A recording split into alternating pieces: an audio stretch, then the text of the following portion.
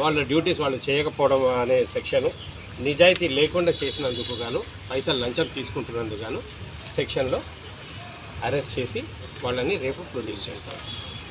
మన Adilabad range office మంచిర్యాలలో కూడా shift చేయబడింది. 2 ఆఫీసులు రన్ అవుతున్నాయి.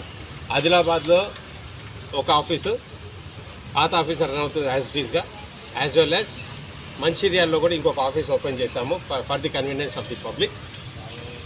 అండ్ ఇప్పుడు నేను కరీంనగర్ కూడా ఇన్ఛార్జిని. కరీంనగర్ డిఎస్పీ గారు రిటైర్ అయ్యారు.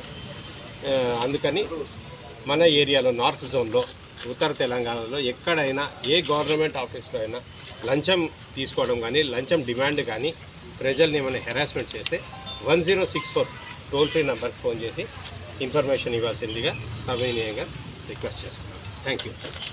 హౌస్ కన్స్ట్రక్షన్ అయింది, న్యూ హౌస్ కన్స్ట్రక్షన్ అయింది ఇక్కడ కంప్లైంట్ అయింది.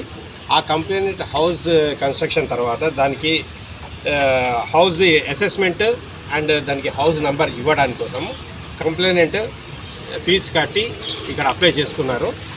దానికి వీళ్ళు 6000 రూపీస్ బ్రైబ్ అడిగారు, లంచము.